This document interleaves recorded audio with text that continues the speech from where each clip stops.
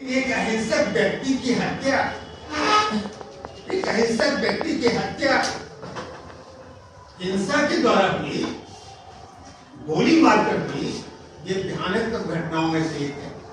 पूरी दुनिया की इतनी घटनाएं होती है, आजादी, देश को आजादी मिल रही थी तो दो घटना बहुत सालती है, देश का विभाजन और गांधी की हत्या। ये सामान्य बात थी। और गांधी की हत्या को जस्टिफाई करने का जो तरीका विकसित किया गया, हमारे लोग भी कुछ बोलते रहते हैं, मुझे अक्सर होता है कि हत्या का अब गांधी से असहमत हो सकते हैं, उसके विचारों का बोल सकते हैं, जितना बोलना है, जितनी आलोचना करना है आप कर सकते हैं, लेकिन ये कैसे संभव है कि किसी की व्यक्ति की हत्या को जस्टिफाई किया जाए? गांधी नहीं रहे, योगेंद्र, सुरेंद्र, महेंद्र रहे, कोई भी रहे, आप जस्टिफाई कैसे कर सकते हैं? लेकिन किया जा रहा है, तो माला पहनाया जा रहा है, हथियारों को खूबसूरत बनाने की कोशिश की जा रही है। यह है समकाली भारत, जिस भारत में हम जीते, जहां हम रहते, जहां हम बातचीत करते, जहां संवाद करते, जहां नया सपना देखते। दूसरी बात यह है, भारत का सपना मरेगा नहीं। जिस दौर में हम लोग हैं, हर दौर की चुनौती होती है, इस दौर की भी चुनौती है। जब जब समाज खड़ा हुआ है, जो भी समाज हुआ है, हर समाज में चुनौती रही है, आज भी चुनौती है, और इस चुनौती का सामना यहाँ का मनुष्य ही करेगा, भारतवासी ही करेगा, हर तरह से करेगा। जिनको ये लगता है कि हम ऐसे ही रथ चलाएंगे, वह रथ नहीं चलेगा, वह रथ रुकेगा कभी कभी, और रुकेगा तो एक काला इतिहास देखा जाएगा कि वो रथ पर चढ़कर क्या क्या कर रहे हैं। तो गांधी ने जो सोचा, गांधी ने जो किया, गांधी का जो रास्ता है, उनका जो चिंतन है, गांधी ने जो असेसमेंट किया है पूरी दुनिया का, बहुत बेहतरीन है। अगर वो छोटी सी पुस्तिका हिंद स्वराज वही तरफ पढ़ लें, तो उन्होंने कुछ बातें की, कुछ टिप्पणी की है। जो आधुनिक सभ्यता जो विकसित हो रही थी, जो सभ्यता चल रही थी, उसके बारे में टिप्पणी की है। वकील की भूमिका, यंत्र के बारे में, शिक्षा के बारे में उन्होंने टिप्पणी की, और टिप्पणी की है, और उस टिप्पणी को कभी कभी बहुत भद्दे ढंग से गांधी ने कहा कि कोर्ट जो है, जो कोर्ट है, न्यायालय चल रहा है, क्या ये न्यायालय होता है? क्या ऐसा न्यायालय होता है, ऐसा पद प्रदर्शन होता है देश में, इतना भद्दा कि जज के सामने बिना पैसे दिए हुए तारीख नहीं देता है, अगली तारीख कब होगी, जज बैठा हुआ और उसके सामने सीसीटीवी कैमरा लगा हुआ, उस कैमरे के सामने पैसा दिया जा रहा है, और एक कल्पना देश आजाद होगा तो ऐसा होगा, और वो न्यायाधीश ये समझता है कि हम सर्वोत्तम हैं, हम जो फैसला देंगे वही फैसला है, और तमाम कोर्ट में इस तरह की घटनाएं घट रही है। तो इस न्यायिक व्यवस्था के खिलाफ अगर कोई बोलता है तो क्या गलत करता है? क्या संविधान के खिलाफ है? क्या संविधान ही आयती है कि इस तरह की न्यायपालिका होगी? कार्यपालिका को देखिए, नौकरशाही, 90% जो IAS है वह चोर और डकैती है, पैसा ही लूट रहा और खा रहा, घर बना रहा। यह है समकालीन भारत, और इस भारत के बारे में नहीं बोलिएगा तो बोलेगा कौन? कोई दफ्तर ऐसा है जो बिना घूस का चल रहा है? अरे हमारे विश्वविद्यालय में जहां हम लोग रहते हैं, क्या नहीं होता? तो तमाम जगहों में जो भ्रष्टाचार है, इस भ्रष्टाचार के बारे में खुलकर नहीं बोलिएगा और उसको बड़ा अच्छा से कपड़ा में लपेटते रहिएगा तो नहीं चलेगा। गांधी की आलोचना निश्चित हुई, उनके कार्यों की समीक्षा निश्चित होगी। वो 1948 में चले, आज 2022 है, समय बहुत हो गया।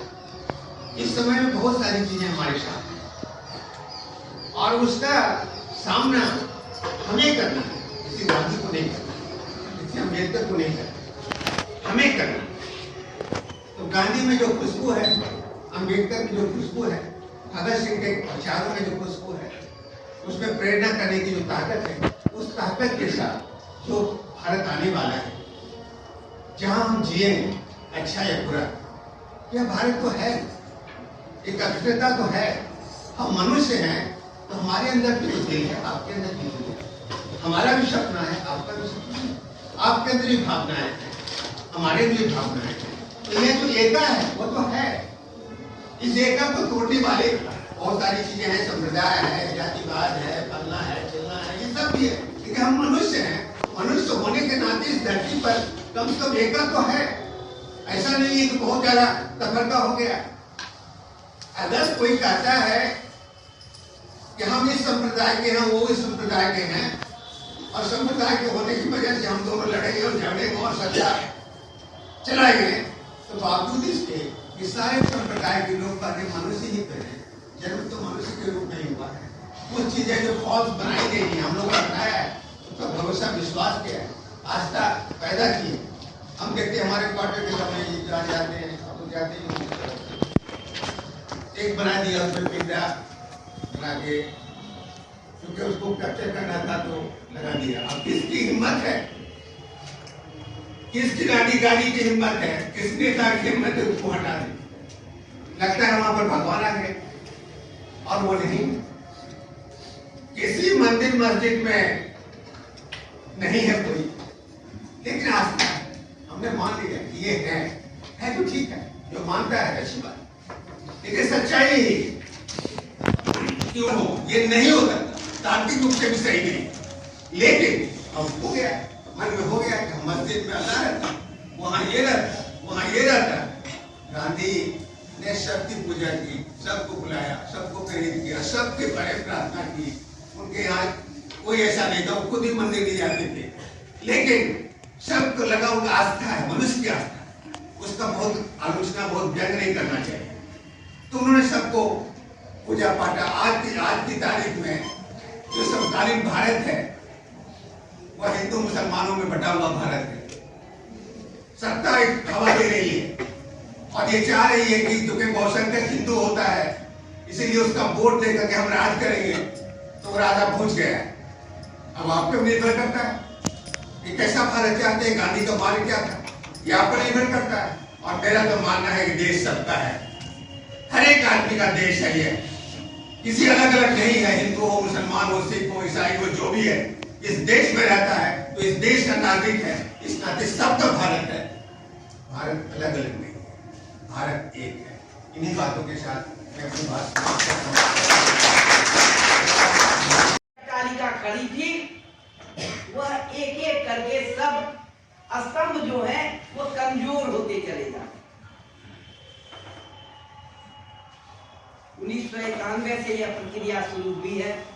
1991 के बाद का भारत और 1991 के पहले के भारत में अंतर समझना, और फिर 2014 के बाद के भारत के फिसलन को भी देखना पड़ेगा। देश नहीं बिकने देंगे, देश बिकता रहेगा। जिस इंदिरा गांधी के खिलाफ, जिस इंदिरा गांधी के विरोध में 74 का आंदोलन खड़ा किया गया, जिसने बैंकों का राष्ट्रीयकरण किया था, जिसने प्रिवी पंच की समाप्ति की थी, जिसने बांग्लादेश में लोकतंत्र स्थापित करने का काम किया था, जिसने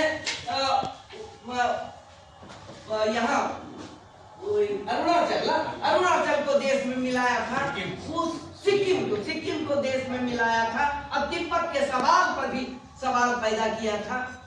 आज हम उनका भी मूल्यांकन करना चाहते। अब पूंजी का दायित्व, यह सब पूंजी का दायित्व जिसको विजय जी ने रेखांकित किया है, यह पूंजी का दायित्व इन घोड़ों पर सवार होकर हमारे बीच में उपस्थित।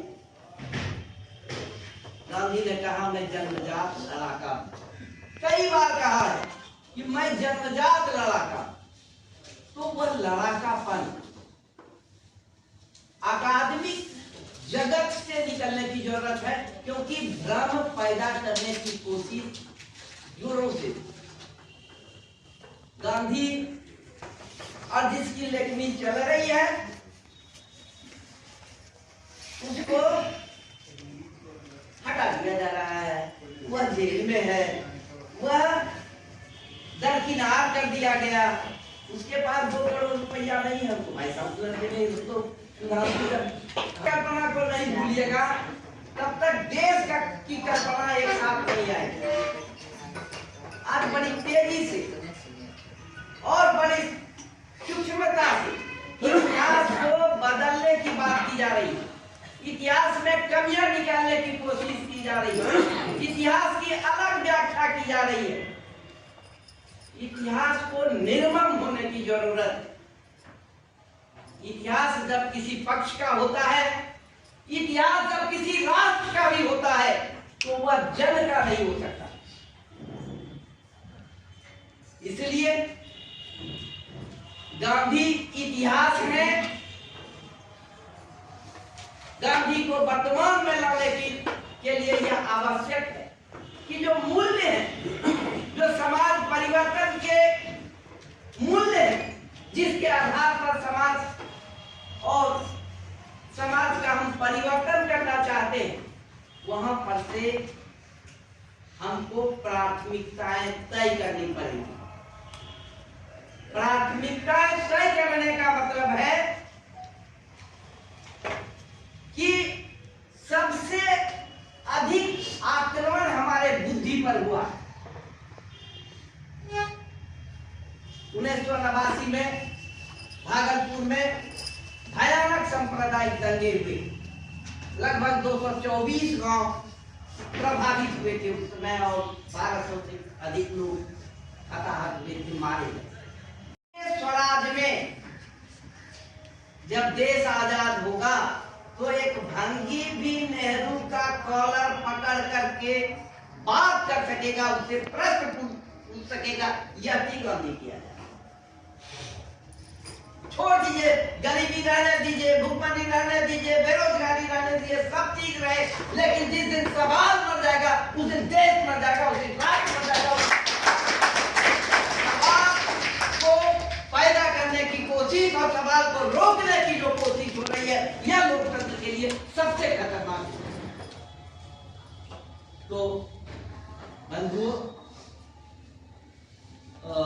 अभी काफी वक्ता है और हम लोग सुनेंगे। और मृत्यु के बाद गांधीवाद का एक बहुत ही साफ सुथरा कोमल सा सत्ता की ओर उन्मुख एक स्वरूप विकसित किया। गांधीवादी जो आंदोलन था, गांधीवादी जो वैचारिकी थी, उस पर सत्ता का इस तरह काबिज हो जाना संभव हो पाया कि वैचारिकी जो है वो दोहराव के रूप में रह गई, उसकी ग्रोथ नहीं, उसको समय के अनुकूल जैसे आगे बढ़ना चाहिए था, वो उसकी धार जो है फूल। और एक नया गांधीवाद जो है वो प्रचारित हुआ, जो उस गांधी के क्रांतिकारी स्वरूप का एक तरह से निषेध भी कर रहा है। हालांकि दोहराव है, उनकी बातों को दोहरा तो रहे हैं, लेकिन युगानुकूल जो आचरण होना चाहिए, सत्ता के साथ जो क्रिटिकल डायलॉग होना चाहिए, वो धीरे धीरे कम हो गया। और ये बहुत ही होशियारी से किया गया काम। हम सभी जानते हैं कि चादर ओढ़ लेने से कोई राम भक्त नहीं होता। राम भक्त होने का तत्व अगर उसके भीतर समाहित नहीं है तो वो राम भक्त नहीं कहा, हम लोग सभी जानते हैं। तो गांधीवाद की चादर उनको दे दी गई। और गांधी की हमारी बात ये विशाल बहुत रेडिकल आदमी है, बहुत छोटी सी किताब है, वो किताब भी कहीं मिलती नहीं है, लेकिन वो बड़ी दिलचस्प किताब है। जो उन्होंने कहा है कि गांधी की मृत्यु के बाद गांधी का एक मरा हुआ वर्ष है। गांधी सब जगह उसमें दोहराए जा रहे हैं, लेकिन गांधी का जो क्रांतिकारी रूप है वो वहां अनुपस्थित। ऐसा विशाल किताब में। अब मैं एक और जो थोड़ा सा आपको कठिनाई में डालने वाली बात कही है, वो ये है कि इस भारत का सपना, इसकी चर्चा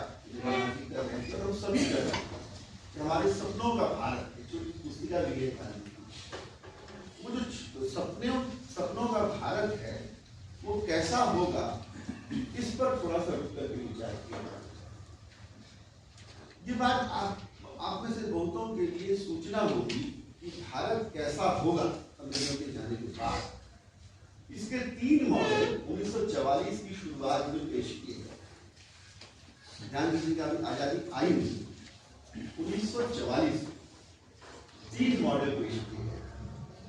एक मॉडल पेश किया गया था भारत के पूंजीपतियों द्वारा, उसको टाटा बिरला और उस समय के बहुत बड़े बड़े जो अर्थशास्त्री लोग थे उन लोगों ने पेश किया। उसको हम लोग इतिहास में बोलते हैं बॉम्बे प्लान। बॉम्बे प्लान कैसे बना है उस पर आप गौर कीजिएगा कि जिन लोगों ने बनाया है वो उस वक्त के सबसे बड़े अर्थशास्त्री थे और बहुत जानकार लोग, बहुत कम जानने वाले थे, लेकिन उनका एक मॉडल बॉम्बे प्लान मॉडल के रूप में माना है, जिसमें कि हमारे देश के सबसे बड़े 44। दूसरा मॉडल M.N. रॉय ने मानवीय राय, आप जानते हैं कि वो पहले कम्युनिस्ट थे, क्रांतिकारी थे, कम्युनिस्ट बने, फिर एक रेडिकल ह्यूमनिज्म के आदमी बने, जिनके साथ गांधी की टकराहट भी है, लेकिन कहीं कहीं बुनियादी लेवल पर एक किसी का संवाद है। M.N. रॉय, ये जो 3 मॉडल हैं, भारत कैसा होगा, इंडस्ट्रियलाइजेशन होगा, तीसरा मॉडल जो है वो गांधीवादी है। भारत गांधी का भारत हो ही नहीं सकता, क्योंकि गांधी मार्ग जो है वो गांधीवादी आंदोलन सिर्फ नहीं है, वो एक पूरा का पूरा दर्शन है। और वो जो दर्शन है उस दर्शन के भीतर राष्ट्रीय आंदोलन एक छोटा सा हिस्सा है। गांधीवादी दर्शन जो है, गांधी क्या चाह रहे हैं, हमेशा गांधी को नेशनल मूवमेंट के लीडर के रूप में ही देखने का प्रयास करें। ये नहीं देखते कि उस लीडरशिप के अलावा गांधी और कितने बड़े विजन के साथ जुड़े थे। और गांधी ने इस सपने को धीरे धीरे करके 1927 के आसपास, मेरा अपना अनुमान है, वो एक मॉडल के रूप में बहुत सारे लेकिन 27 के इस गांधी के साथ हमारा उसमें एक तस्वीर छपी गांधी, वो एकदम गांधी की जो हमारी आपकी देखी हुई तस्वीर है उससे बिल्कुल अलग तस्वीर है। वो एक तरह से आक्रोशित गांधी की तस्वीर। वो जो गांधी है वो एक तरह की नई संभावनाओं को लेकर 27 में है, ऐसा नहीं मेरे अपने स्टडी में मुझे ऐसा कम्युनिस्ट तरह के इसको ब्रॉडली 1940 के दशक में सत्ता प्राप्ति के लिए जो दावेदारियां पेश की गई थे, उन दावेदारियों की कहानी को साफ साफ कहने का जोखिम इतिहासकार नहीं उठा पा रहा है। और ये सिर्फ और सिर्फ पार्टीशन का मामला नहीं है। सत्ता किसको मिलेगी, कौन उस सत्ता का अधिकारी होगा और किसके हाथ में भारत के नवनिर्माण का सामान है वो मिलेगा।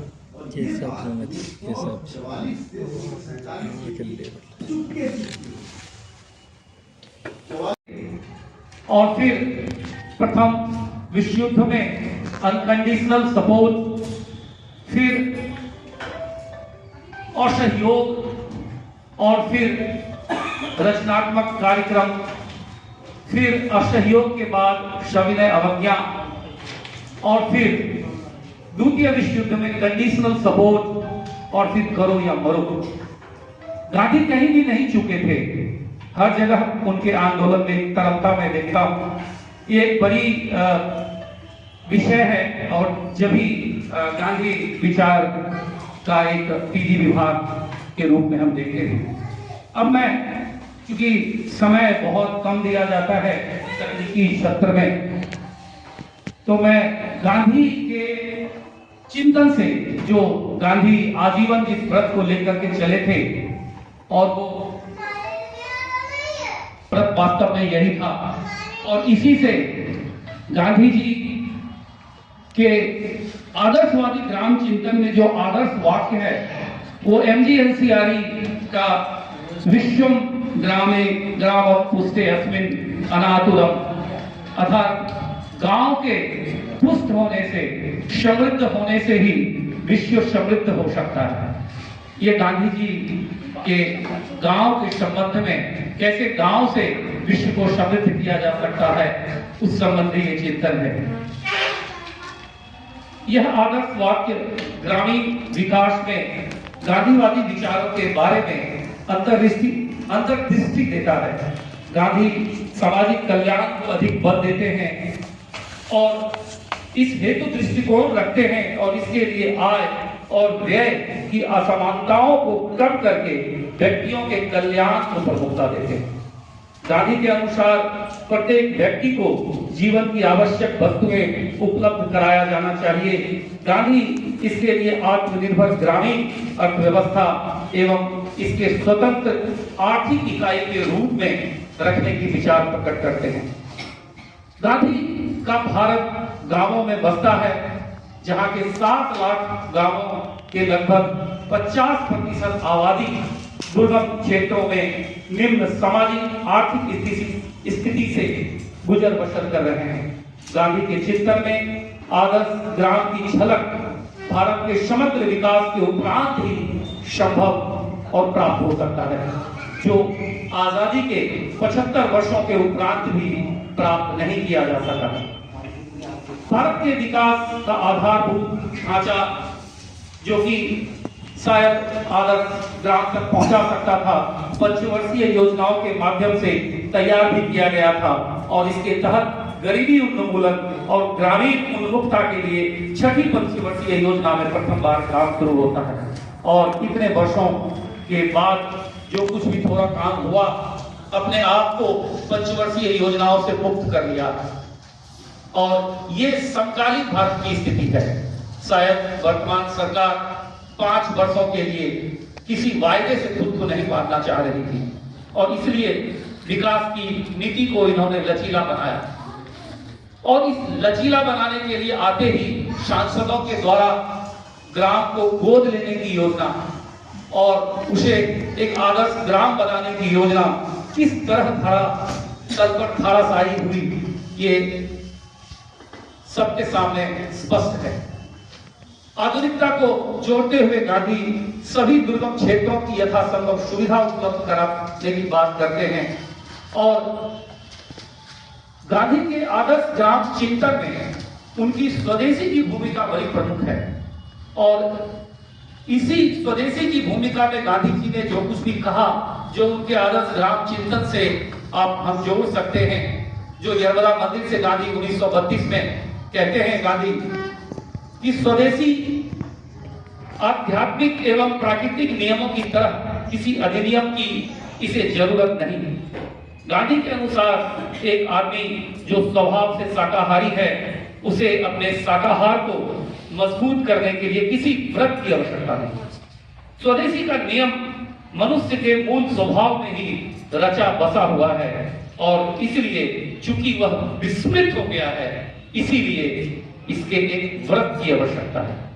गांधी स्वदेशी के संबंध में खादी के माध्यम से विदेशी चलन को और भारतीय मिल मालिकों को हानि होगी, इस बात का भी इनकार करते हैं और साथ में गांधी एक हिदायत भी देते हैं कि स्वदेशी के चलने से विदेशी मिल मालिकों या भारतीय मिल मालिकों को हानि पहुंचेगी, यह मान लेना गलत है।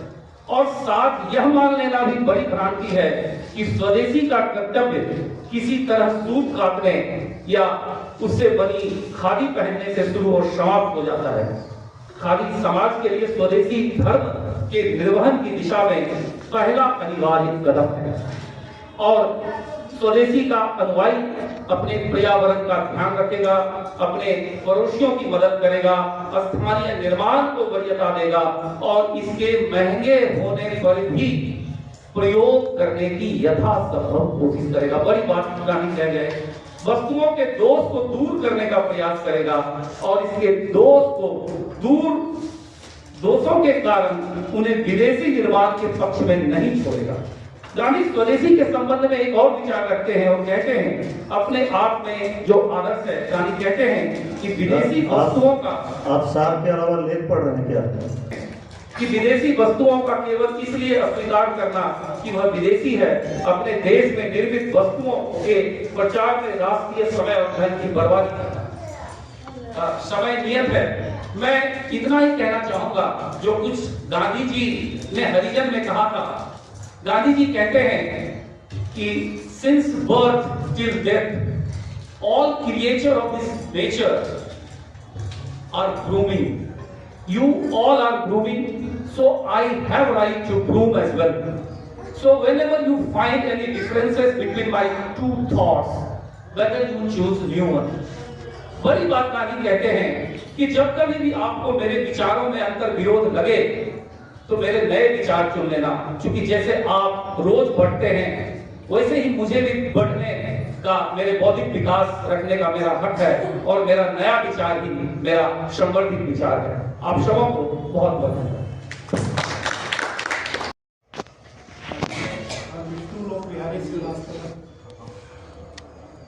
Associate Professor, Department of English, Rohtas Mahila College, Kuwait University, Agra. Dignitaries sitting on and off the dais. I'm really pleased to see myself here attending the seminar or just addressing the August gathering on a very relevant issue. And we are just on the brink of the Third World War because Russia is on the one hand, it is a great power, and besides Ukraine is being given proper support by the NATO countries and America, and now the picture has been prepared as a Third World War. And what solution could be provided? Because so far as India is concerned, we are more or less in a position, not in a position to face such a dream situation which the country, the Western world is facing. And to that extent, I agree with Professor Hitendra sir is that when he said that the country no longer faces any problem right now. Because you see the picture at the economic front, we are just proceeding in a proper way. The country has already achieved the target of 3 billion economy, and it's all set to achieve the target of 5 billion. The target has been set, and the way you see the report of the World Bank and IMF has predicted India making significant gains in the sectors like automobiles, agriculture sector, services sectors, and even more sectors. They are making significant gains, and the loss which the country has faced during the corona event, in the aftermath of the corona, the problem which the country has faced has been largely overcome, and now we are poised to become a major economy. That has been, I'm just not making a false claim, rather it has been, the report has been given by IMF and World Bank, and we cannot just contradict it. On the military front, the country is also in a safer hand, because at the Galban region, the states, the two states, the heads of the state of India and China have agreed to resolve differences through mutual coordination, mutual understanding, and even at certain sectors, the pullback of the armed forces has started, and at some other sector it is also that the armed forces will be pulled back and to the actual position and peace and prosperity in the village. On the political front too, except for the 2 years of emergency, 2.5 years. Okay, sir, as you wish. I just want to say that the topic should have been given an extended coverage, and it should be treated as a global platform, because Gandhiism is more apparent, more required in the context of the globe. Because the problem with the Western world is that they only know the language of bullet. They don't know spirituality. There is no synthesis between materialism and synthesis. That their craving for material pleasure has led the entire countries of the world of the Great of the past, and they have not learned the lesson from the two previous wars, the First World War and First World War, second, which the entire world has faced, and still they are inching towards. They are heading for the First World War, which is imminent, which is knocking us at the door. And because the problem is that spirituality no longer exists there in the West. Those who have come to know spirituality, they have come to know it by way of India. For example, T.S. Eliot, eminent poet, critic, he has just learned Sanskrit and Pali literature at Harvard University from his teacher George Santana and Irving Bennett. So from here, when he wrote his Nobel Prize winning book, the Wasteland, he concluded the book with the lines of other people. Gat Gayat Dham Dhamet, Shanti, Shanti, Shanti. There is another novelist, Somerset Maugham, British novelist, who wrote the novel Wages Age, and he has also been inspired by the Chandogya Upanishad, the mantra, the hymns of the Chandogya Upanishad. Surasya Dhara, Dhita, Durayatyam, Durgasya Marga, Tavayo Varanti. That the way of the salvation is by moving on the edge of the knife. And you have to be very cautious, otherwise you can't achieve salvation. And Somerset Maugham, before writing his work, he made a visit to India and stayed at the Hermitage of Nasi Arvind in Chennai for 3 or 4 years. And here he learned the idea of Indian philosophy and astrology. And whatever he had learned from here, he has tried to incorporate those ideas in his novel, The Wages Age. Once again, I would like to remind you another Nobel Prize winning dramatist from America, Eugene O'Neill. Yes, I'm continuing. Last line. Eugene O'Neill, while receiving the prestigious Nobel Prize, made the remark that we have won the world but lost the soul. And that was in relation to the comment made by American President Nixon that America is the greatest nation of the world. So I want to know that Gandhism is more relevant for the entire global context rather than Indian context. At the global level, the picture is more different, the picture is more big, and there is a need to just give proper treatment to the nations of the world who are more concerned, who are अलग-अलग देखा एक सुधारने sign करना पड़ता है, आप जाइएगा sign करवाएगा चेन्नई से through the idea propagated by Mahatma Gandhi through his views and through his vision. Thank you. Yes, Mohandas Karamchand Gandhi not only that the world celebrates the International Day of Non-Violence. Gandhi started a famous poem, Simple Living and High Thinking, and its objective is to transform the individual and society. There are times where the world is grave with so many problems, it is important to study the influence of therapy in various aspects of life and government of Gandhi. Truth is the relevant truth. Truthfulness is the word, deed, and the absolute truth. The ultimate of the realities. This ultimate truth is God or morality. Non-violence, far from the meaning, more peaceful, and absence of the event violence is understood by Mahatma Gandhi to donate active love and people oppose of the violence even since. Gandhi ji called his overall method of non-violence action satyagraha. It means the exercise of the purest force against the injustice of operations and explorations. Sarvodaya is the term meaning of universal upfit of the progress of all. The term was first coined by Gandhiji, the title of the consul of the John Ruskin. The Swaraj of the individual and it signified that Swaraj means freedom for the rule of the country made and it fulfills them. Statistic is the social economic philosophy that the progress by Gandhiji provides the means of the which the great people would be trusted to trust the look after the welfare of the people of the general. The word subjective besides the Gandhiji is and its conjunction the two Sanskrit words for means self-women in situations. Gandhiji for this contribution key. Gandhiji ideologizes is the day-to-day life for a happy, prosperous, healthy, harmonious and sustainable future. Thank you. सबों को मैं पहले साल पुरस्कार करता हूँ। जो भी हमसे उनमें छोटे हैं उन सबों को मैं अपनी ओर से बहुत बहुत शुभकामनाएं देता हूँ। और प्रथम सत्र में आप लोगों ने बहुत सारी बातें सुनी और कुछ बातें इस सत्र में भी हो चुकी हैं। इसलिए मुझे कुछ ज़्यादा नहीं कहना है, और उसमें मुख्य तो कुछ भी नहीं है। मुख्य वाली बात उसमें कहीं कुछ नहीं है। जो भी बात है वो सामान्य वाली बात है, और सामान्य स्टूडेंट के रूप में हमने जो थोड़ा सा समझा है अपने से जिनका भाषण सुन चुके हैं, उन्हीं लोगों को पढ़ते हुए, उनसे मिलते हुए, उनसे संवाद करते हुए हमने जो कुछ सीखा है उसी को मैं पढ़ने जा रहा हूँ। इसलिए उसमें कहीं से कोई मुख्य नहीं है। कि उन्होंने कहा है कि हमारी जो अधिकांश समस्याएं हैं वो इसलिए पैदा हो जाती है कि हम अवधारणाओं को स्पष्ट नहीं करते। बहुत सारी समस्याएं अवधारणाओं के स्पष्ट नहीं होने के कारण पैदा हो जाती है।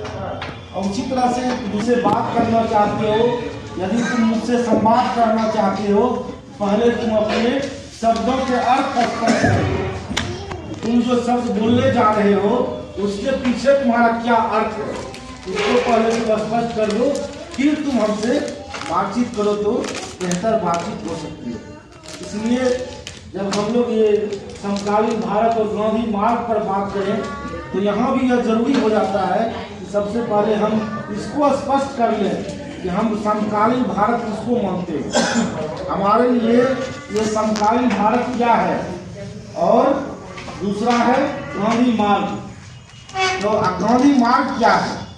जब तक हम समकालीन भारत को और गांधी मार्ग को स्पष्ट नहीं करेंगे और विचार विमर्श करते रहेंगे तो फिर कोई निष्कर्ष पर नहीं आएगा। अगर हमारा समकालीन भारत कुछ और होगा, आपका समकालीन भारत कुछ और है, हमारा गांधी मार्ग कुछ और है, उनका गांधी मार्ग कुछ और है, और हम लोग बातचीत कर रहे तो नहीं समझ पाएगा।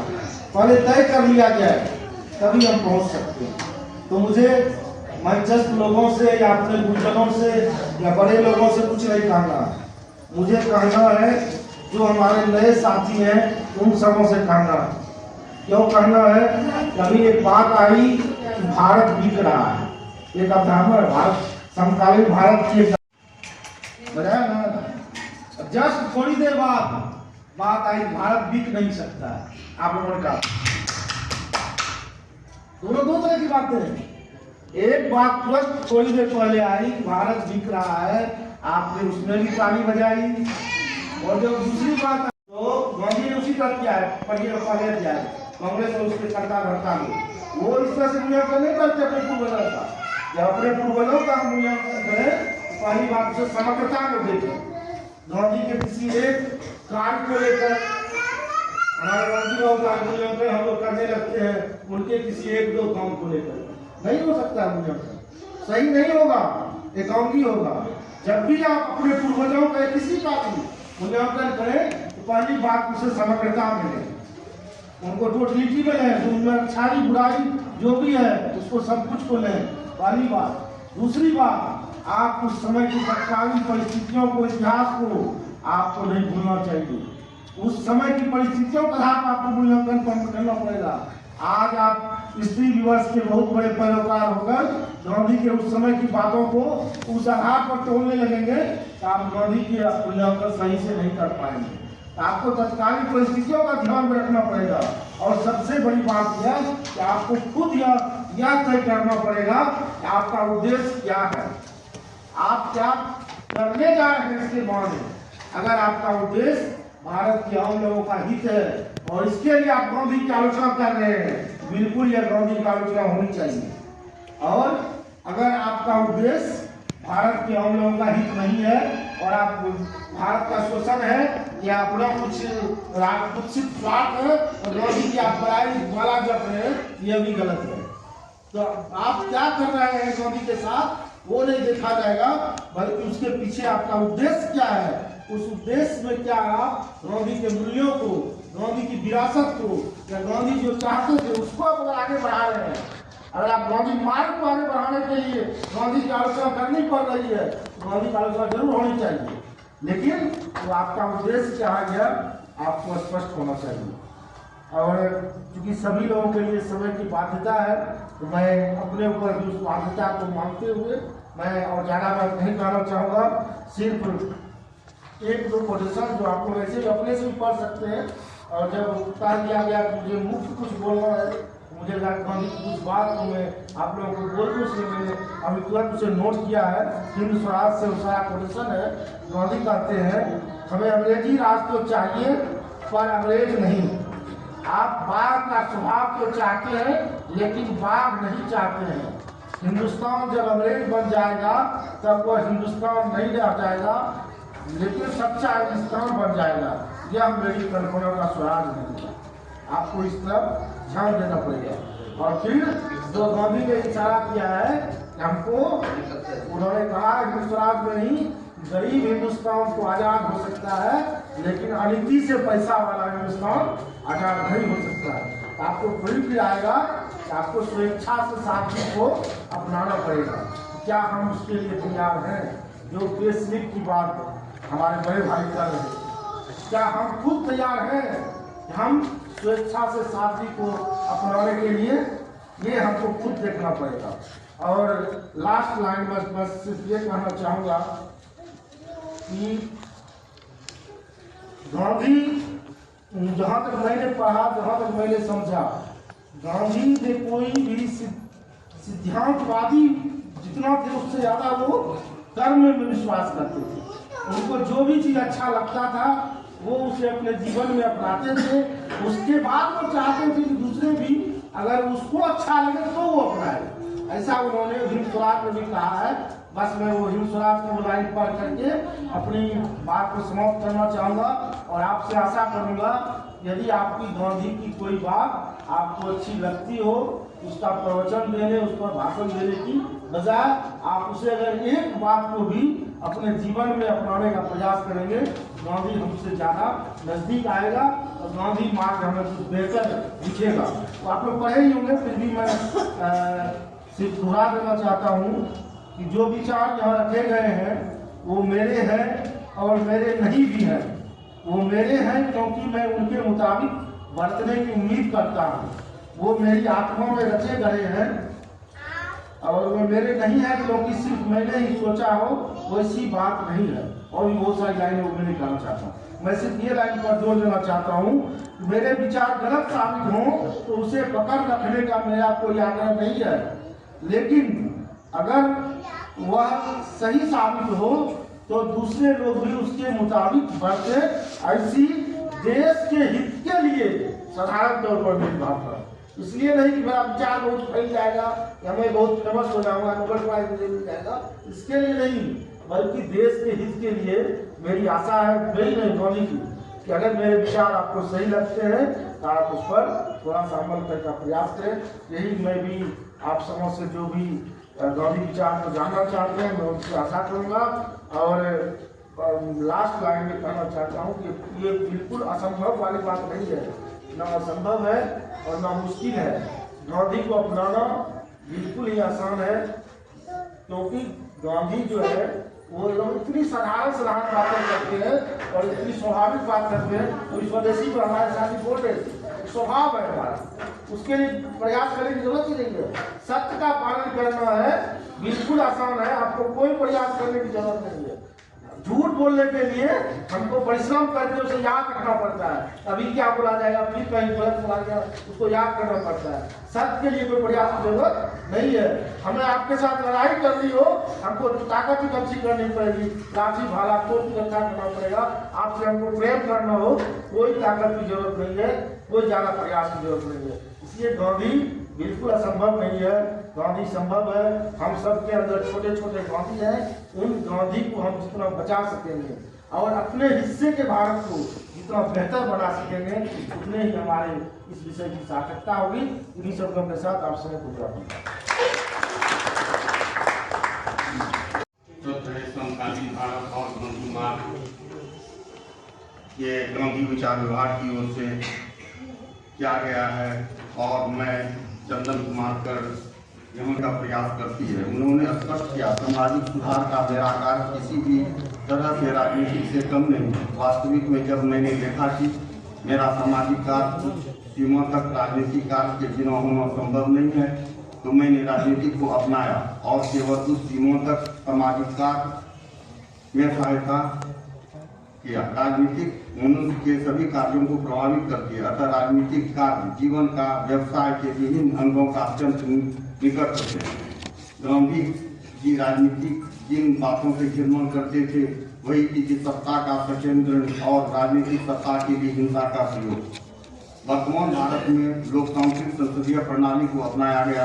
भारत के प्रत्यक्ष तथा अप्रत्यक्ष तरीके से जनता के प्रतिनिधि चुने जाते हैं और चुने हुए प्रतिनिधि जनता के प्रति उत्तरदायी न होकर एक व्यक्ति तथा दल के प्रति उत्तरदायी हैं। प्रत्येक दल भ्रष्टाचारी, अपराधी एवं अशिक्षित को प्रत्याशी बना रहे हैं। चुनाव में धन बाहुबल का प्रयोग हो रहा है। सभी राजनीतिक दलों के नेता आए दिन संसद में काम का चर्चा, परिचर्चा, वाद विवाद के बदले हल्ला हो हंगामा, नारेबाजी में समय गंवाते हैं। क्या सत्ता पक्ष, क्या विपक्ष, क्या मध्यवर्ग, आर्मी दल, सभी नेता विकास से भागते हैं। भारत के सभी राज्यों के नेता किसी न किसी गफलार घोटाले, आपराधिक मामले, हत्या लूट में दोषी सिद्ध हो रहे हैं। जनता के की बची खुशी आशा न्यायपालिका भी कभी एक तरफा फैसला देकर अपनी निष्पक्षता पर सवाल खड़ा करने लगी है। सभी कार्यालयों में अधिकारियों एवं कर्मचारियों द्वारा सरकारी योजनाओं की लूट मची है।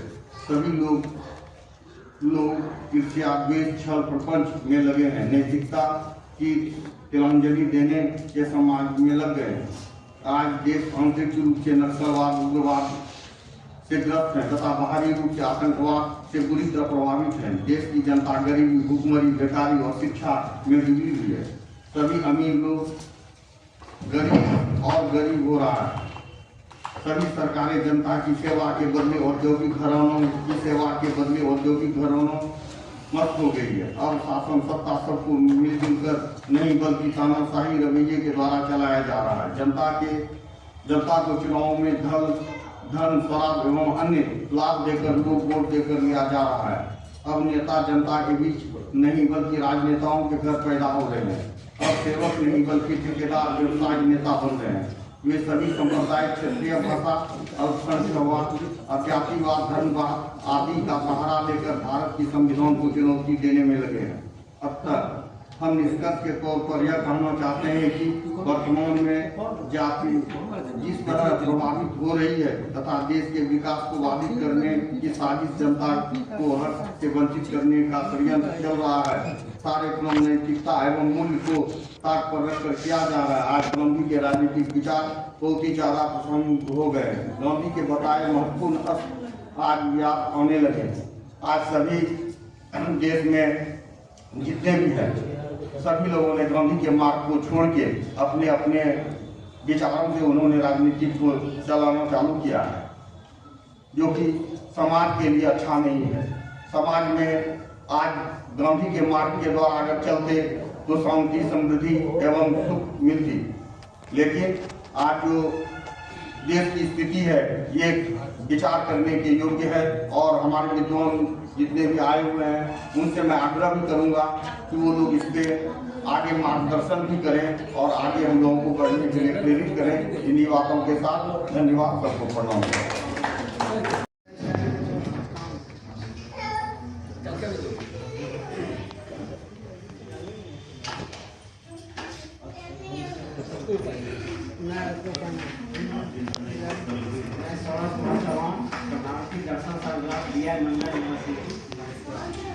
टॉपिक है गांधी का सत्याग्रह। सत्याग्रह का अर्थ है सत्य के लिए आग्रह, अर्थात सत्य पर टिके रहना और सत्य के प्राप्ति हेतु दृढ़तापूर्वक लगे रहना ही सत्याग्रह।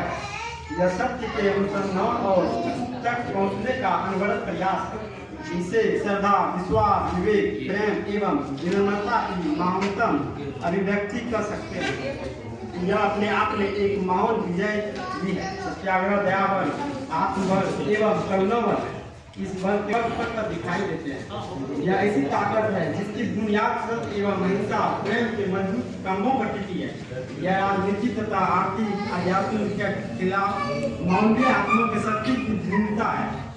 यह मानवीय चेतनों की सर्वोत्कृष्ट अभिव्यक्ति है। यह मानव को सत्य की प्राप्ति हेतु अहिंसक संघर्ष के लिए जोरदार ढंग से प्रेरित करती है।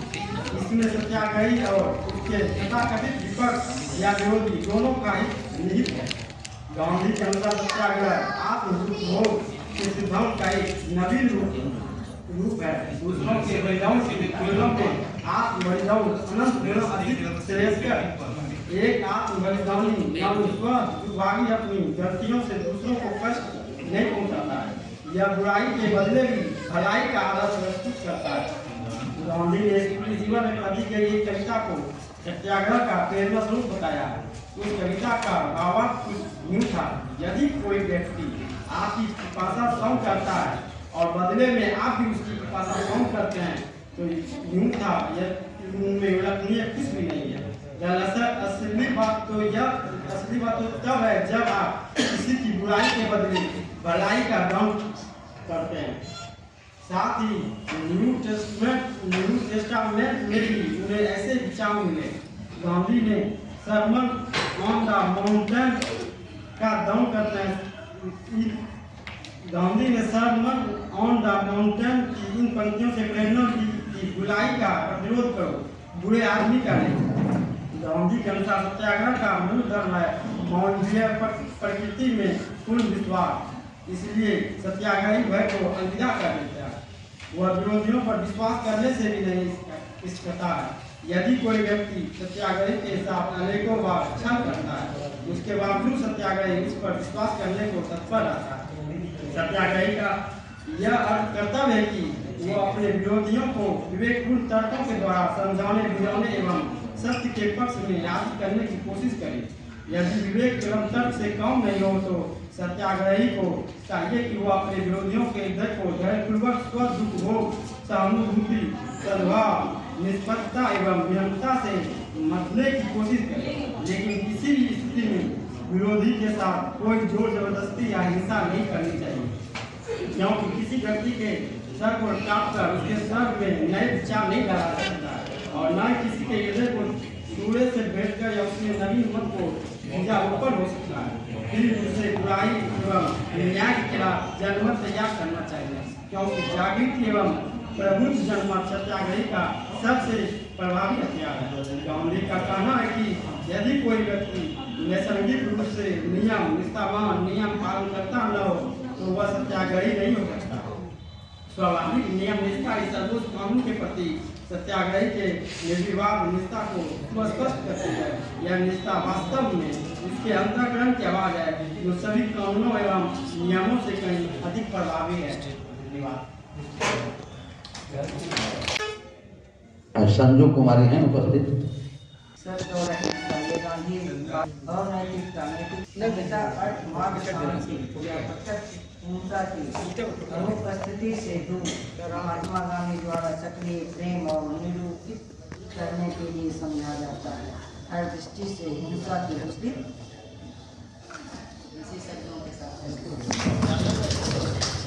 कम समय में आपने अपनी बातें रखी हैं। अगले जो प्रस्तुत करता है निरंजन कुमार मंडल। इस स्थिति में गांधी का जो आर्थिक चिंतन था, सभी को स्वरोजगार की तरफ मिलना और सभी एक अपने अपने रोजगार में अपने अपने गांव में मिल रहना, उसकी एक परिकल्पना अभी हमने देखी। सारी दुनिया से कट जाने के बाद सारे व्यापार बंद हो गए, यात्राएं बंद हो गई, फिर हम उसी स्वराज के आगे आगे चलेंगे जो गांधी की कल्पना। अगर हमारी सरकार और हमारी व्यवस्था इस चिंतन को दोहराता है, हमें लगता है कि हमारी दुनिया हमारे देश में बेरोजगारी नाम का एक कीड़ा बन जाएगा। सभी का हाथ में अपना अपना व्यापार होगा, रोजगार होगा। इसी के साथ ये इस सत्र का मुझे सबसे अच्छा वक्तव्य इनका लगा। मुझे लगता है कि इससे प्रेरणा लेनी चाहिए। आगे आने वाले 2.5 मिनट में आप जवाब दीजिए। ये हम लोगों के लिए मतलब हम लोग इससे भरेंगे, हम लगेगा कि कुछ मिल रहा है। 2 सवाल आप रखिए कि गांधी को आप कहाँ देखते हैं और गांधी से आप क्या लेते हैं। आगे जो अपनी प्रस्तुति देंगे प्रतिभा कुमारी। हिंसा के मार्ग पे चलने का प्रयास करती हैं और सबसे अनुरोध है कि उन मार्ग पे चलने का आप लोग भी प्रयास करें। बस मैं यही वाणी से अपने वक्तव्य को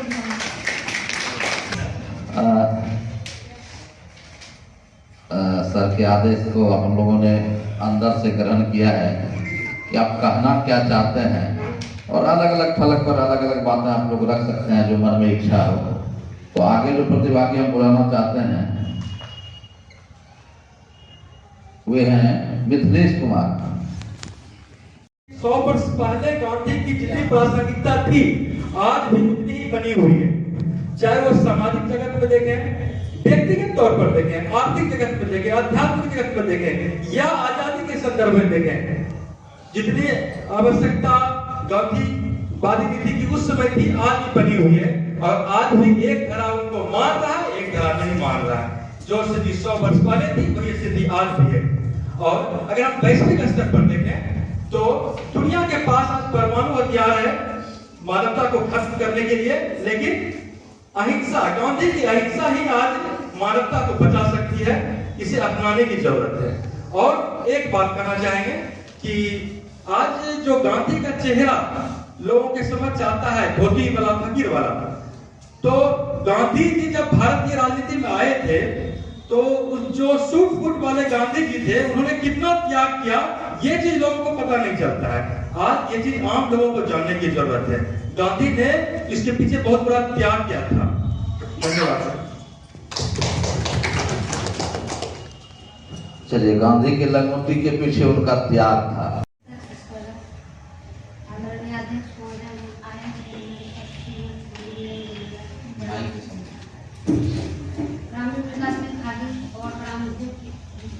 खादी एवं कपड़ा ही नहीं है, आपके जीवन का दर्शन है। खादी से भारत का दर्शन होता है। इसे पावन धरती की सुगंध है। इसके हाथ द्वारा बुनी हुई एक भारत की शक्ति है, गौरव की इतिहास, महान व्यक्तियों की दूरदर्शिता तथा स्वदेशी की नींव का प्रतीक है। खादी एक वर्ग का रेखांकित करते हुए गांधी जी ने सही कहा था, खादी वस्त्र ही नहीं, एक विचार और स्वतंत्रता के पूर्ण। यदि खादी आजादी की वर्णित तो आज उसे आजादी की रक्षा वर्णित कहना उपयुक्त होगा। वर्तमान में ग्रामीण क्षेत्रों में रोजगार के पर्याप्त साधन न होने के कारण युवा के रुझान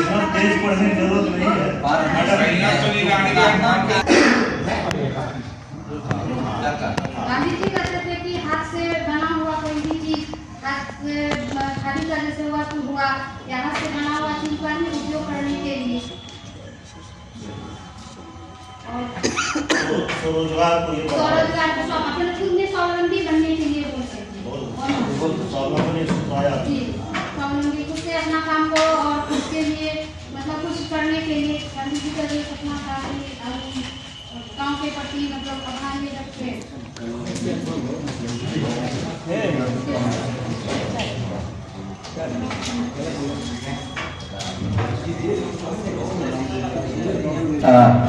खादी स्वरोजगार के लिए आवश्यक है, ना इस तरह के छोटे काम।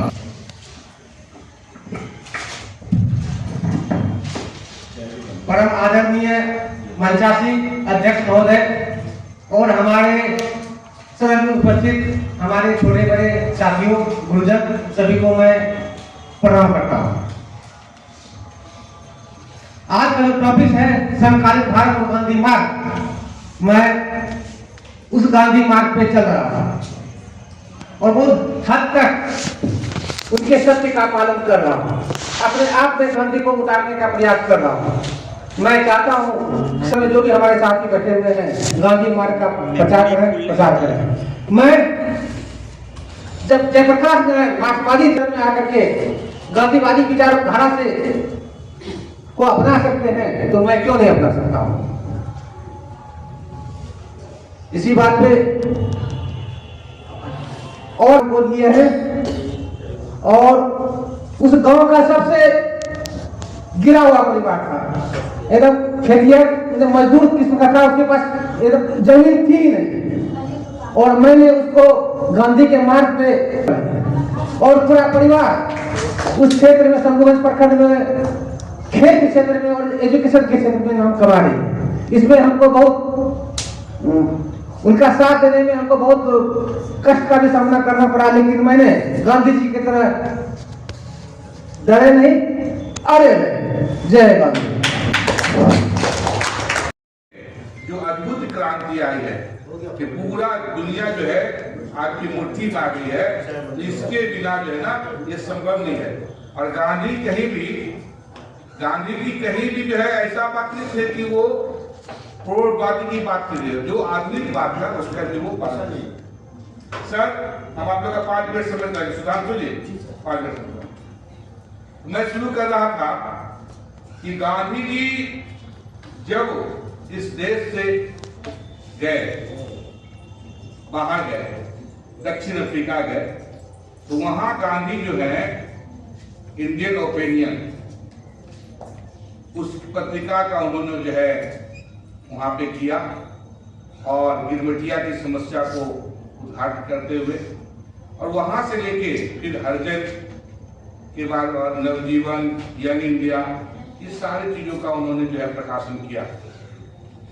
तो गांधी जी जो अभी विज्ञापन चल रहा है, जो विज्ञापन का युग चल रहा है, उसमें गांधी जी उस समय आप सोच सकते हैं, उस समय गांधी जी विज्ञापन को महत्व नहीं देते थे, समाचार को महत्व देते थे।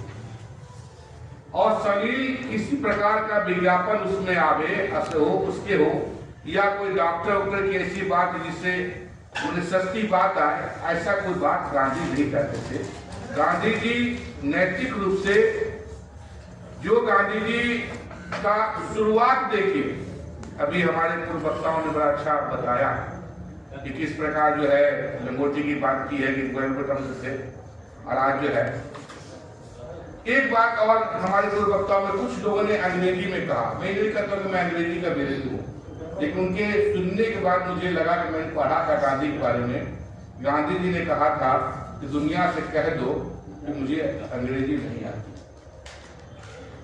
तो जबकि वो सारा बात अंग्रेजी में लिखते थे, और विश्व के सबसे पहले पत्रकार थे जो हिंदी में, तमिल में और उसके साथ साथ जो है अंग्रेजी में, इतने भाषा में, गुजराती में, 4 भाषा में उन्होंने जो है अखबार उस समय निकाला है।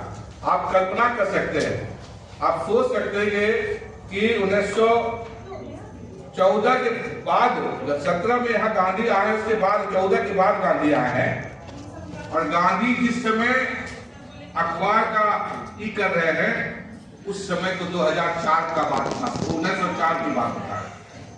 तो निश्चित रूप से उस समय के भारत और अभी के भारत में जब बात करते हैं, तो अभी का जो भारत है वो निश्चित रूप से गांधी मार्ग पर ही चल रहा है।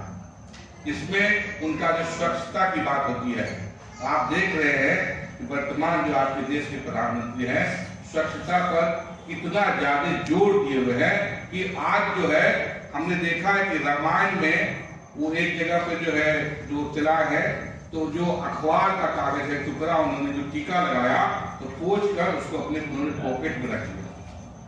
तो ये पॉकेट में रख लिया, ये रख लेने का बात समझिए कि धीरे धीरे अब समाज के सारे लोग कर रहे हैं कि आप जो इस तरह गंदगी नहीं करें। और गांधी जो कुटीर उद्योग की बात करते थे, किशन कालिए गांधी जी जो कुटीर उद्योग की बात करते थे, उसी की बात को भी गांधी जिस कोरोना काल में लोकल फॉर वोकल की बात की। लोकल फॉर वोकल कुछ नहीं है, छोटे छोटे जो ग्राम उद्योग है उसको बढ़ावा देने की बात है। और गांधी के जो स्वदेशी का जो प्रयोग है, तो अभी पिछले साल 1,34,00,000 रुपये का जो है खादी एक मॉल से एक दिन में बिका है। आप समझ सकते हैं कितना रिकॉर्ड का बिक्री हुआ है एक मॉल से, दिल्ली की बात है।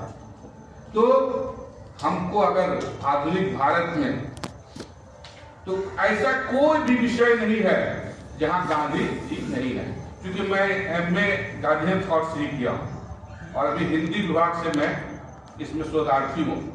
तो हिंदी विभाग से पत्रकारिता और गांधी पर मेरा, उनके गांधी के नैतिक सिद्धांत पर मेरा चल रहा है, उसकी रिसर्च चल रहा है। तो सेमिनार हो रहा था तो मैं आप लोग के बीच आया हूँ। मैं इतना ही कहना चाहता हूँ कि गांधी, आपको जब भी किसी भी जीवन में अगर ऐसा लगे तो गांधी की जो जीवनी है उसको पूरा पढ़िए। उन्होंने जो सत्य का जो प्रयोग किया, और गांधी जी जानते थे कि जिस ब्रिटिश काल का सूर्योदय नहीं मन अस्त नहीं होता, उसमें उन्होंने जो है अपना जो है असहयोग आंदोलन, सवर्णिया आंदोलन, दांडी मार्च, अब नमक, छोटी सा बात है, नमक हम अपना नमक बनाएंगे, और छोटा सा नमक, अगर नमक शरीर पूरे सब्जी में न पड़े, दाल में न पड़े तो उससे क्या होता है। तो इस तरह छोटे छोटे प्रयोग गांधी जी ने किया। और गांधी जी को लगा कि जब चोरा चोरी कांड हो गया, जब जो है क्या कहते हैं, कंक्लूड कीजिए। हाँ, कंक्लूड कर रहे, तो निश्चित रूप से वहां पर जो है मैंने गांधी। ये एक चित्र गैलरी है जिसका आज हम लोग विधिवत उद्घाटन करा रहे हैं। चलिए ये बउआ जो है छटका जो है अभी पीजी में पढ़ रहा है, नर्सरी पकड़ लीजिए कर।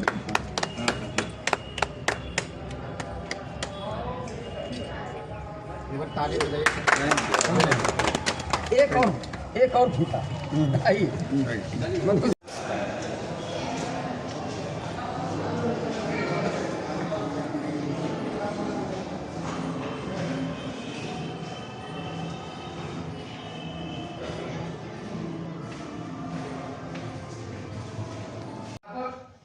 हितेंद्र पटेल जी का उद्बोधन हुआ है।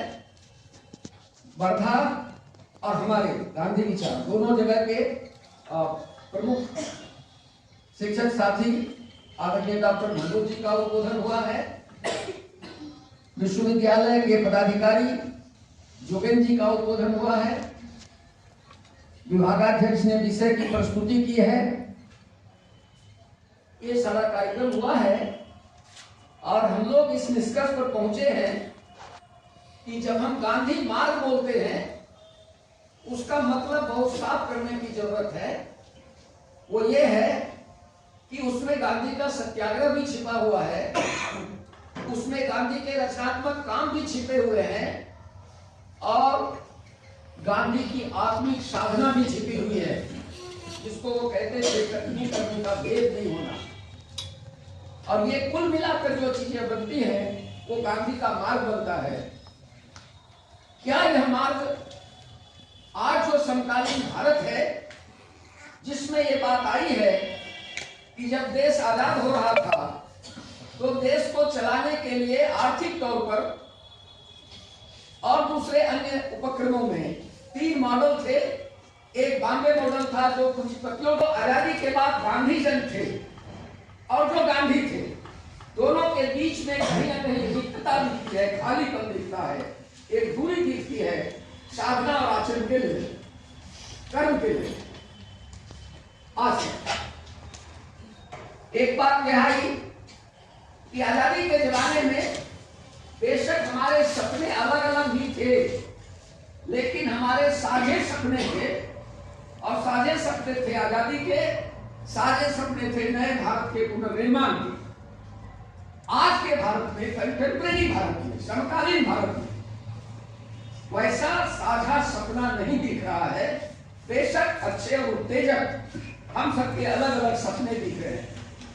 ऐसी परिस्थिति में हमारी परेशानियां बढ़ी हैं और इसका विकल्प गांधी दे रहा है और हम गांधी को विकल्प के रूप में ही देखना चाहते हैं। गांधी किसी भी विचार का स्थानापन्न नहीं है, वो विकल्प है। जो विकल्प आजमाया नहीं जा सका दुर्भाग्य से आजादी के बाद। तो ये कुछ बातें निष्कर्ष के तौर पर लेकर एक संगोष्ठी भी आयोजित किया जाए। अभी हमारे बीच कोलकाता विश्वविद्यालय के विद्वान शिक्षक आदरणीय हितेंद्र पटेल जी पहुंचने वाले हैं, वो आ रहे होंगे। मैं किसी एक की बात नहीं कर, हम सब मैं खुद को शामिल मानकर बात कर। फिर हम लोग ये देख पाए कि आज तो ये एक परिस्थिति रही समकालीन भारत। तब ये चर्चा आई आपस में कि ये मार्ग का क्या संदर्भ है।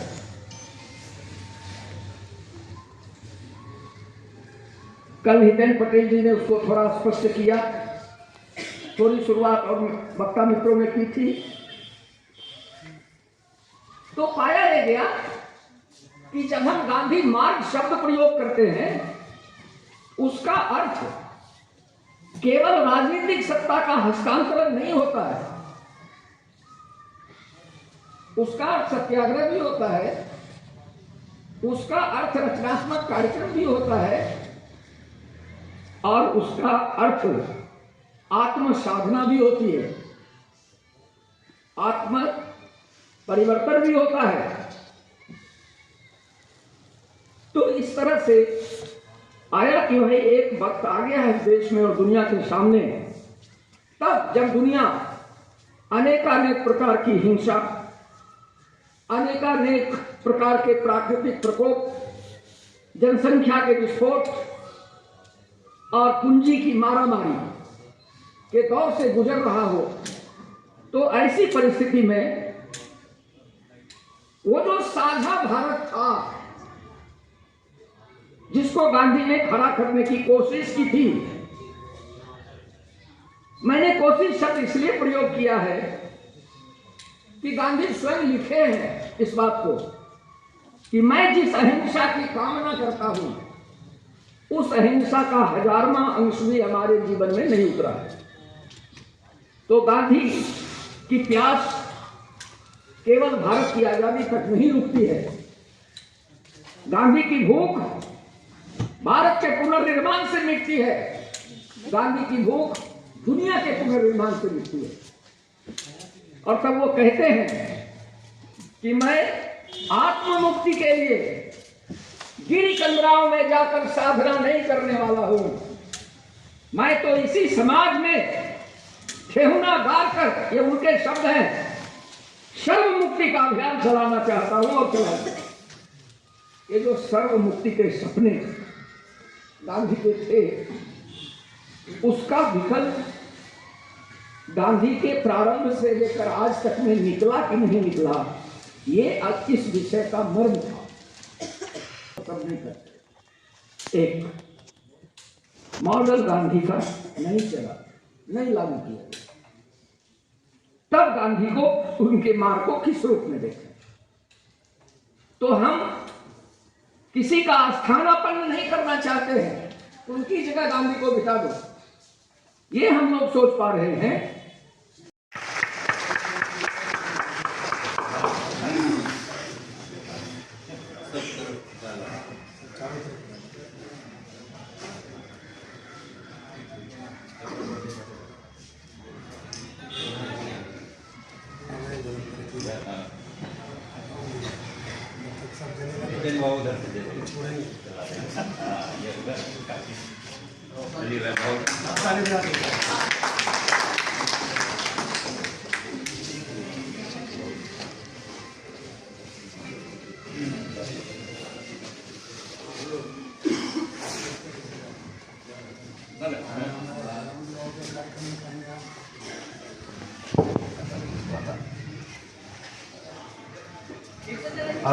हम लोगों ने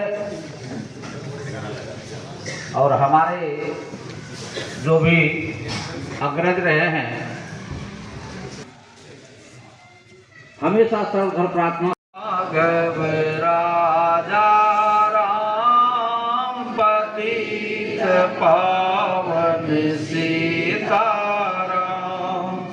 रघुपति राघव राजा राम पतित पावन सीताराम ईश्वर अल्लाह तेरो नाम सबको सम्मति दे भगवान ईश्वर अल्लाह तेरो नाम सबको सम्मति दे भगवान रघुपति राघव राजा राम पतित पावन सीताराम राम रहीम उसी के नाम कृष्ण कलेव हरि के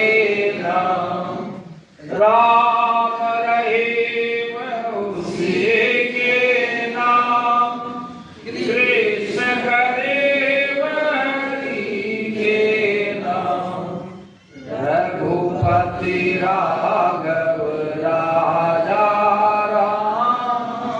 पतित पावन सीताराम। मंदिर मस्जिद गिर जाए पूजा के भावने। मंदिर मस्जिद गिर जाए पूजा के भावने। रघुपति राघव राजा राम पतित पावन सीताराम। प्रार्थना समाप्त।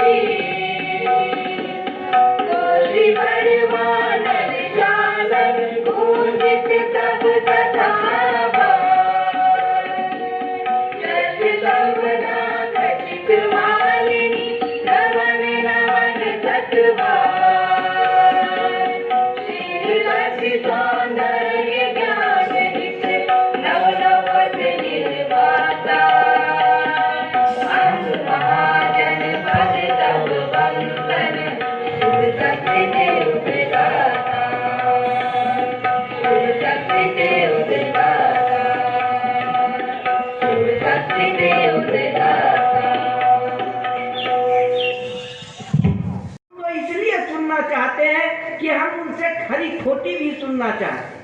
हमसे हुई भूल की अगर हुई है या उनसे उनकी कुछ तमन्ना रह गई है, कुछ इच्छाएं रह गई है, कुछ ऐसे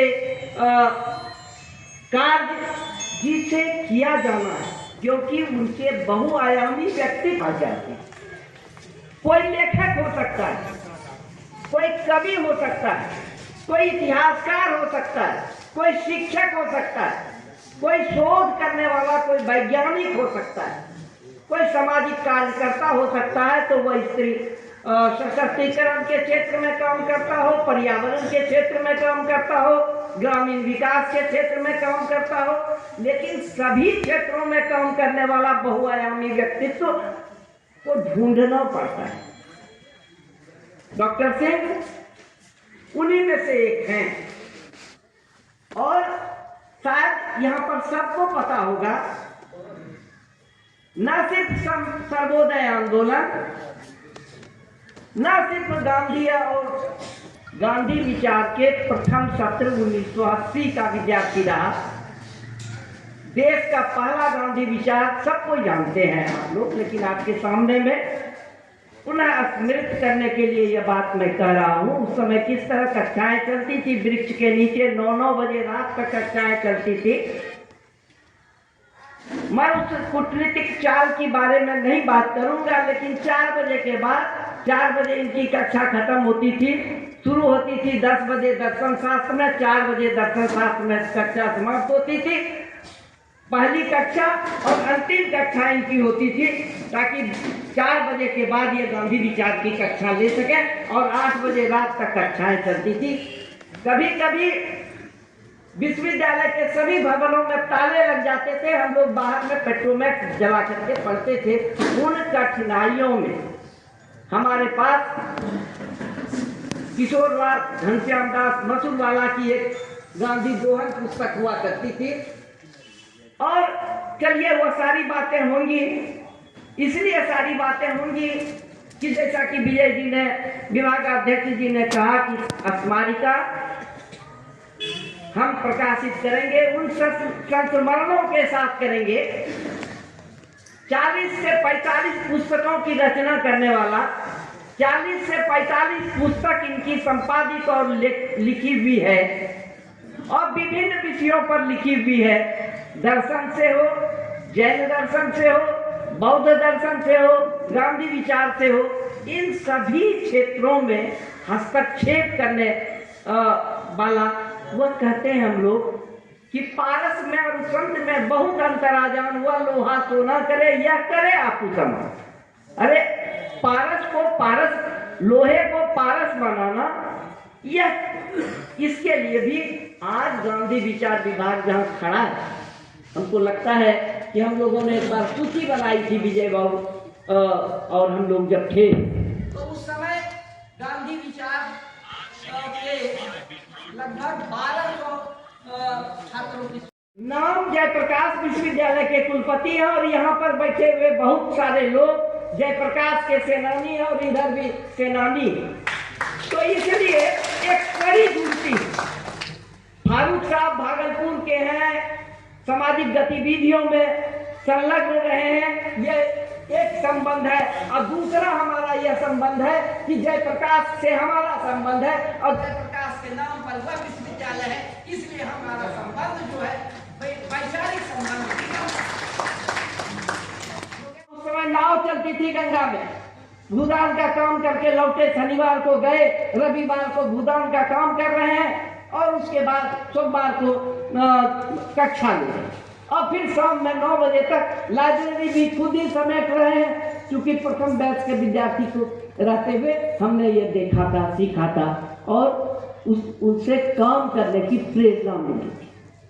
इन सब लोगों ने प्रेरणा पाया है, इसलिए उन्हें संकोच करने की जरूरत नहीं। हम सब सम्मानित हो रहे हैं क्योंकि आपके साथ हम सब ने काम किया। हितेंद्र जी हमारी धारा से जुड़ गए, इसलिए जुड़ गए हैं कि गांधी को तीसरी आंखों से देखने की कला है। हमारे अंदर पैदा भक्ति भाव से गांधी नहीं बढ़ेंगे, इस बात को हम सब जानते हैं। पूजा अर्चना से गांधी नहीं बढ़ेंगे। गांधी की में तेज तो तब उत्पन्न होगा जब उसमें जो तेज है, जो तेज को षड्यंत्र पूर्वक मारा गया है, वह सत्याग्रह का तेज, और उसमें आध्यात्मिक सत्याग्रह, उस तरह की सत्याग्रह जिसमें द्वेष रहित सत्याग्रह की बात गांधी करते थे, उस में से गांधी में से निकालना। और अपने पूर्वजों की भूल को तो हम मानते ही नहीं है, भगवान ही मानते हैं, क्योंकि भगवान अंतिम होता है, उनसे गलती नहीं हो सकती है। महापुरुषों की गलतियों से हम आगे बढ़ते नहीं है, कहते नहीं उसको इससे इनकार करते हैं। महापुरुष भी गलती कर सकते हैं, और महापुरुष की गलतियों से हमको सीखने की कला विकसित करनी चाहिए। गांधी के दोष पर प्रोफेसर डॉक्टर रामजी सिंह ने गांधी ज्योति में एक लेख लिखा और उसके बाद एक विद्यार्थी को इस पर शोध करने के लिए प्रेरित किया। शोध उतना उम्दा नहीं हो सका, यह अलग बात है, लेकिन उसके पीछे आज हम लोग सोच रहे हैं कि गांधी पर जो 35-36 आरोप, मतग्रहण का आरोप लगाए जा रहे हैं, उसका उत्तर वहां पर छिपा हुआ है और उसका उत्तर निकालने की जरूरत है। और हितेंद्र जी उस काम में हम लोगों की मदद करें, इसलिए भी आपका हमारी इस टोली में स्वागत है। और हम समझते हैं यह रामजी सिंह की टोली है और रामजी सिंह की टोली भी आपके लोगों, आपके ऐसे विद्वानों को समाहित करके जो है अपने संख्या को ना सिर्फ बढ़ा रही है बल्कि अपने को जो है और समृद्ध कर रही है। कई साथी आए हैं, रोज जी हैं, गांधी शांति प्रतिष्ठान के कई लोग हैं, रामशरण जी हैं, सबका अलग अलग नाम लेने की इसलिए जरूरत नहीं है। ये हम सब एक रामजी सिंह का नाम लेते हैं तो हम लोग मान लेते हैं ये हम सब उसमें हैं। इसलिए हम सब का स्वागत, रामजी सिंह के स्वागत करते हुए हम सब का स्वागत करते हैं। इतनी ही बात कहकर मैं अपना स्थान ग्रहण करता हूँ। आज सब हमारे बीच मौजूद हैं और सर्वप्रथम विभागाध्यक्ष महोदय रामजी सिंह को सम्मानित करेंगे।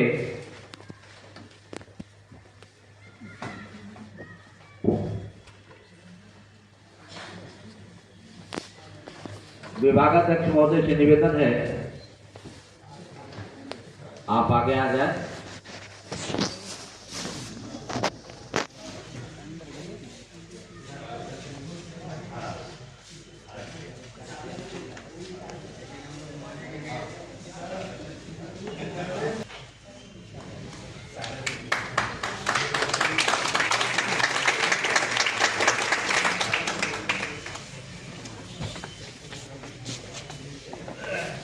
अब बारी बारी से मंचासीन DSW महोदय, प्रोक्टर महोदय,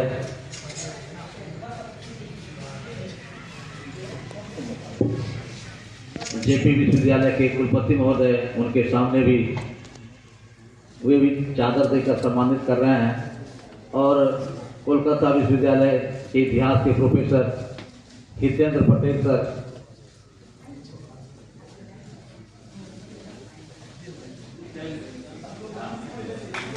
ताली बजाएं आप लोग जरा।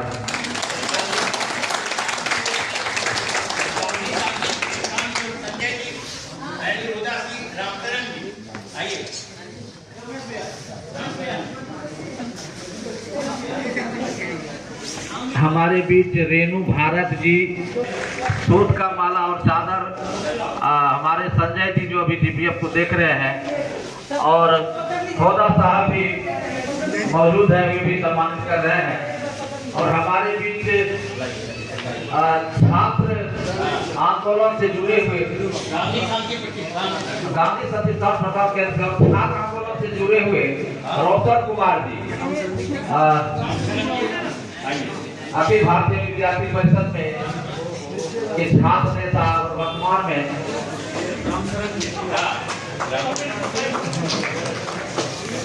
रोशन जी से निवेदन है काफी आगे है। आइए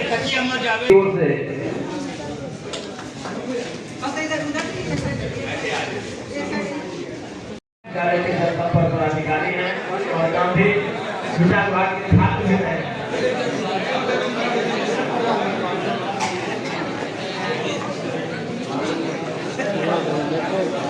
विभाग की छात्रा मिनी कुमारी, वर्षा कुमारी, आप सभी लोग सम्मान करें। नहीं वीडियो नहीं पार्टी के